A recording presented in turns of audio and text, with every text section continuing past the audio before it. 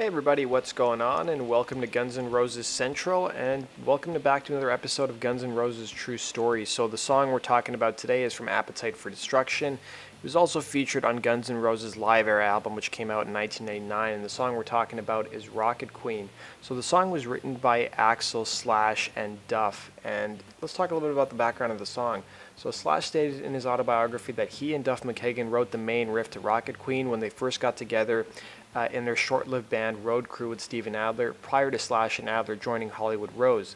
Now, Slash talked about writing Rocket Queen in an interview he did with Guitar Age magazine in 2007.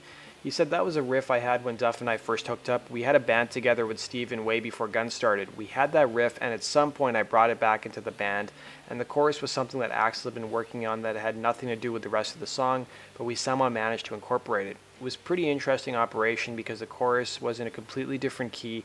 I remember when we played it live, I would have my roadie bring me my slide, but by the time the song came up in the set, he'd be drunk, and by the time he got it on my finger, the solo section would be over. It was very Spinal Tap."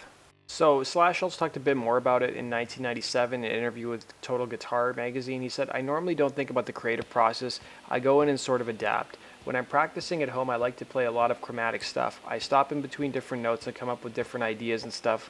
I'll play however many notes in succession, and all of a sudden I'll catch four and really realize that there's something there, and I'll start effing with that. Rocket Queen is indicative of that approach, basically just sitting around and playing and maybe zoning out, watching TV, and playing guitar at the same time.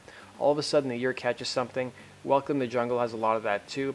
It's more or less the same kind of way I've always written. If I'm just tying notes together, not really paying attention, when you catch on to something, you start there and begin to work on an actual tune." Now, Duff talked about the song in his book too. He said, "As we develop songs, we put a lot of emphasis on anything that veered away from the main melody. We all felt that diverging from a good tune was only justifiable if the other part was just as good. That meant we rejected cookie-cutter songwriting that demanded bridges for bridges' sake and strictly delineated between verses and choruses. Instead, we only went places that we felt really strongly about. There's a reason the codas in songs like Rocket Queen, Paradise City, and Patience sound so distinctive. We didn't feel compelled to add them. We were just excited about certain ideas that, working together day after day, we found to incorporate them." Axl talked about the song as well. He said, "I wrote the song for this girl who was going to have a band and she was going to call it Rocket Queen. She kind of kept me alive for a while. The last part of the song is my message to this person or anybody else who can get something out of it. It's like there's hope and friendship note at the end of the song. For the song, there's also something I tried to work out with various people, a recorded sex act. It was recorded somewhat spontaneous but premeditated, something I wanted to put on the record." Now, the girl that Axl was referring to was a girl named Barbie Von Grief, or Rocket Queen, and she's been interviewed in the VH1 documentary Behind the Music, as well as one of the Uprocks documentaries as well. So a credit in the booklet for Appetite for Destruction reads Barbie Rocket Queen Von Grief, implying that she is this girl that Axl mentions in the previous quote. Now, Slash states that while Von Grief was only 18 at the time, she had a notorious reputation and was the queen of the underground scene back then. She'd eventually become a madam, but Axl was infatuated with her at the time.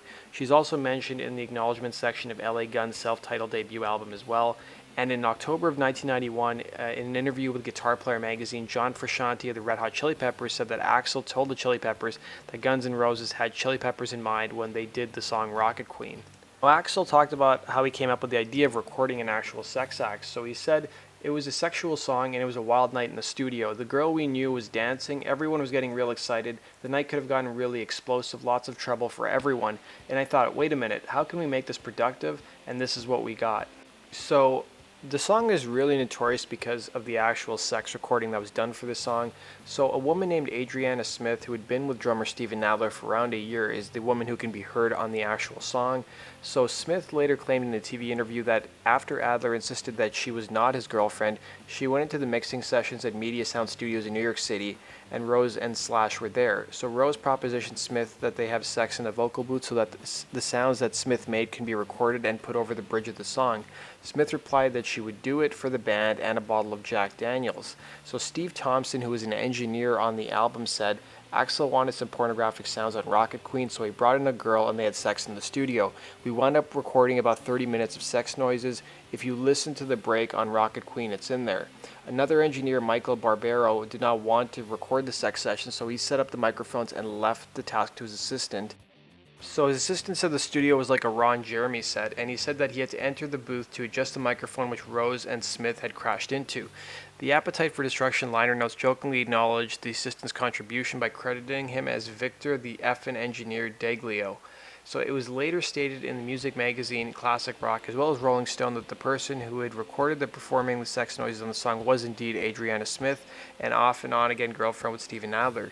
She had also allegedly had an intimate relationship with frontman Axl Rose, and Smith revealed in an interview that Adler freaked out when he discovered about the recorded sex session and that she spent some years using alcohol and drugs because I had extreme shame and guilt and stuff. And later on, Smith said in the Girls Behind Guns N' Roses documentary that somehow I became the Rocket Queen, and I have never said I'm the Rocket Queen. It's just not me. The real Rocket Queen is Barbie. So Tom Zutaut did an interview with LA Weekly around the time of Guns N' Roses' Appetite for Destruction's 30th anniversary, and he was asked, is there any raw audio of Axl and Adriana's famous sex scene? He said there was about an hour of them effing on tape, but after that it was spliced into the best parts. And the stuff that Axl liked, we burnt the rest of the tape per the request of Axl, or so GNR folklore has it, but some of it may have survived. So Adriana Smith did an interview back in 2008. She talked about her Guns N' Roses past, dedicating a song to Axl Rose, as well as how her life has changed since the actual album came out. So one of the questions was, it wasn't widely known for many years that you were the voice of the track. What made you break your silence, and was it a tough decision for you? So Adriana said, actually it was a decision made of years of progressing in my personal life. I had shame and guilt over what I had done, and I felt as if I had something wrong for a long time. Basically, I came out 20-something years later because it was a sense of closure for myself. I realized that it was something that I didn't have to be ashamed of and something that was really good. I came out and told the world about it. A friend of mine named Brooke, who runs Steven Adler's webpage, he's also a part-time journalist. He said to me, why don't you go ahead and tell your story? And with the release of the Reckless Road book by Mark Cantor, I just felt it was the right time for the story of Rocket Queen to be heard. She even dedicated a song from one of her albums she wrote to Axl Rose, and she talked a bit about her relationship with Axl. So in 2008, she said, I've been trying to reach Axl directly for a really long time. He's got his own agenda and a lot of stuff going on in his life right now, especially the last 13 years with Chinese democracy. With old friends coming in and out of the scene, I just don't know who to trust and who is passing the message along or not. The bottom line is I have some amends to make to him, and I just wanted him to know that I still care about him and that my friendship hasn't faltered just because we haven't seen each other in years. He's a really strong figure and a really important, aspiring person to me. I wrote that song so that perhaps it would reach him. With the internet and everything else today, your message goes farther, easier, and perhaps he would stumble upon it. This is really why I wrote it. I've tried for years for a message to get through, and this is just another medium to do that. I like singing about things that are close to my heart, and hopefully the song can inspire someone else to say their true feelings about someone too, and to not be afraid. Now, if you guys are wondering what happened to Adriana Smith, she's actually a drug and alcohol counselor. In addition to that, as of 2008, she'd also formed a band called Adriana and the Ghost in the Graveyard. So the song was debuted live in 1985 at the Troubadour in West Hollywood, and it's been performed by every live incarnation of Guns N' Roses up to 2017. Now, Steven Adler, when he was in the band, would actually take a drum solo in the middle of the song while the band was supporting the Appetite for Destruction album in 1988 during its tour. So it would also include Duff McKagan on an additional drum kit, and Axl Rose would actually play bass when the band opened 4 dates for the Rolling Stones in 1989 at the Los Angeles Memorial Coliseum, as you can see in these photos. So Rocket Queen's also notable because in 1991, when Guns N' Roses were playing St. Louis, Rocket Queen was a song they were playing when Axl spotted a fan with a camera and jumped into the crowd, which ended up causing a riot and about $1 million worth of damage.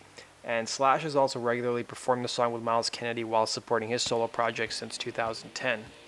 Bumblefoot also talked a bit about the song. He talked about an interesting live moment they had when performing the song. So he said that one of the most Spinal Tap moments he had with GNR was when Guns was playing Wembley Stadium in London back in July of 2006. He said, we're doing the intro to Rocket Queen and we suddenly see the crew bringing out these low, long platforms on either end of the stage, and we're looking at each other like, what the hell are they doing? We head into the main part of the song and the crew comes back out and takes them away. We were a bit baffled by that. Then we noticed there were about 24 little people dressed up in red and blue outfits hanging out along the wall of the backstage. Turns out the management wanted us to play an extended intro to Rocket Queen and have all the little folks get on the mini stage behind us and dance throughout. Just nobody told us. A little breakdown in communication, so yeah, that's a Spinal Tap moment, haha. And there's a demo available of Rocket Queen out on YouTube on Gibbo's channel, so I've linked to it down below for you guys to go check out. Now let's see where the song ranks on the best to worst Guns N' Roses song list. So according to Spin.com, they ranked it as the 27th best Guns N' Roses song out of 80 or so songs, but LA Weekly ranked it much higher on the list. They said it's the second best Guns N' Roses song out there. So that basically does it for this episode of Guns N' Roses True Story. Let me know what your thoughts are on Rocket Queen. It seems like it's a pretty big fan favorite. I love the song. I think when I first heard it, I wasn't a huge fan of it, but as the years have gone by, I've certainly learned to appreciate it a lot more. I'm not a huge fan of the live version just because the extended guitar solo that Slash does is a little bit long for my liking, a little too self-indulgent. But let me know your thoughts in the comment section, guys, and be sure to hit the like button if you enjoyed this episode of Guns N' Roses True Story, and be sure to subscribe if you love Guns N' Roses. Take care.